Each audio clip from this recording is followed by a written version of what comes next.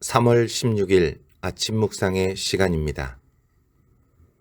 오늘 우리에게 주시는 하나님의 말씀은 구약성경 레위기 10장 16절로 20절의 말씀입니다.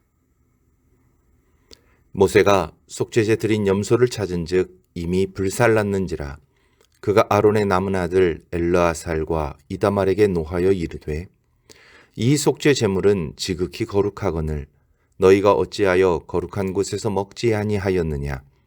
이는 너희로 회중의 죄를 담당하여 그들을 위하여 여호와 앞에 속죄하게 하려고 너희에게 주신 것이니라. 그 피는 성소에 들여오지 아니하는 것이었으니 그 제물은 너희가 내가 명령한 대로 거룩한 곳에서 먹었어야 했을 것이니라.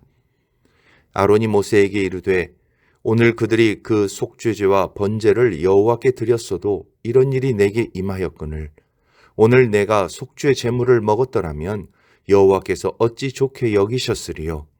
모세가 그 말을 듣고 좋게 여겼더라. 아멘. 나답과 아비후의 죽음은 온 이스라엘의 경고가 되었습니다. 거룩한 하나님만을 따르고 섬겨야 하는 제사장과 하나님의 백성이 어떻게 살아야 하는지에 대해 깊은 반성을 가져왔기 때문입니다. 특히 대제사장인 아론과 그 동생들에게도 나답과 아비후의 죽음은 큰 충격이었습니다. 그래서 모세는 아론과 그 남은 아들들에게 제사 이후에 제사장들이 지켜야 할 식사 규정을 세세하게 설명합니다.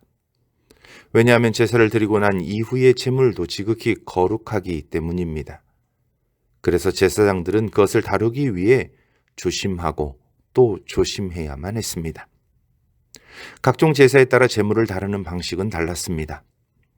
왜냐하면 제사장들에게 땅이 주어지지 않았기 때문입니다.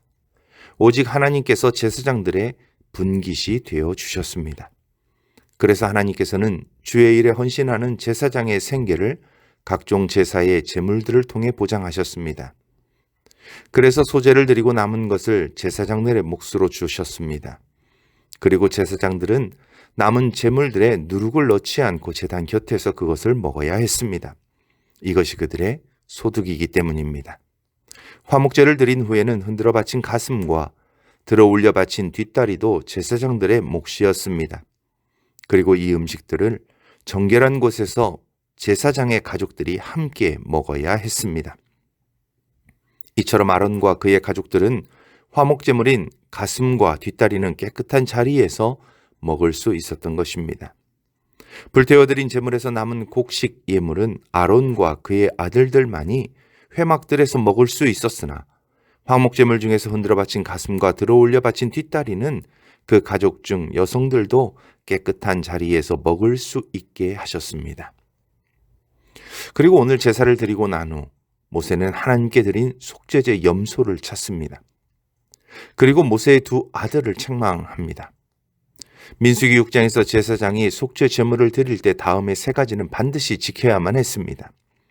먼저 성소에서 죄를 속하기 위해 사용된 속죄 제물의 고기는 먹지 말고 완전히 불로 태워야 했습니다. 둘째, 속죄 제물의 피는 성소에 가지고 들어가 뿌려야 했습니다. 마지막으로 그 외의 제물은 성막의 뜰, 거룩한 곳에서 제사장들과 그 가족들이 먹어야만 했습니다.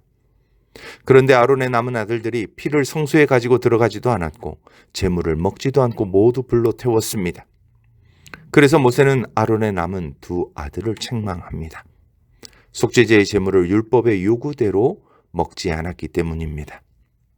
율법과 규정에 따르면 제사장은 먹을 것을 먹지 않아도 문제가 되었습니다. 아마도 두 자녀의 죽음으로 인해 이런 어이없는 실수를 했던 것 같습니다. 제사장은 백성들의 죄를 속할 책임이 있습니다. 그래서 그들은 피를 뿌리고 속죄 제물을 반드시 먹어야만 했습니다. 하나님께서 속죄 제물을 받으시고 그 백성의 죄를 속죄해 주셨다는 것을 나타내야 했기 때문입니다. 그렇지만 이런 모든 규정을 아론과 그 아들들은 지키지 않았던 것입니다. 그래서 모세는 그들을 책망합니다. 이 모세의 책망은 당연한 것이었습니다. 규정을 어긴 그들에게도 하나님의 무시무시한 진노가 임할 것 같이 여겨집니다. 그런데 오늘 본문은 우리에게 반전을 선사합니다. 규정을 어긴 아론과 두 아들을 하나님은 징계하지 않으십니다. 그 이유를 오늘 19절에서 이렇게 말씀합니다. 오늘 그들이 속죄제와 번제를 여호와께 드렸어도 이런 일이 내게 임하였거늘 오늘 내가 속죄 제물을 먹었더라면 여호와께서 어찌 좋게 여기셨으리요. 아론은 거룩하지 않은 불로 향을 피웠다 죽은 엄중한 하나님의 심판을 이미 잠잠히 수락했습니다.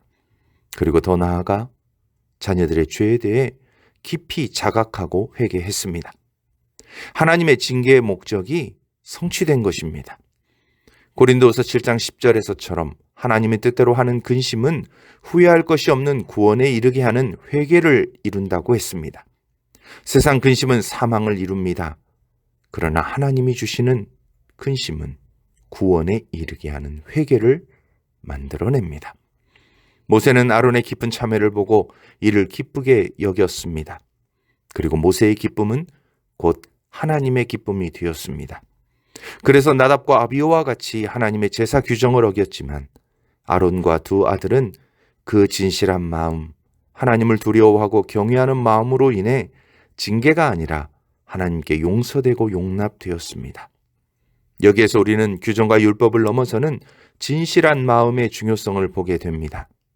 하나님을 경외하는 것, 하나님을 예배하는 것은 규정대로 이루어지는 기계적인 효과나 단순한 의식이 아닙니다.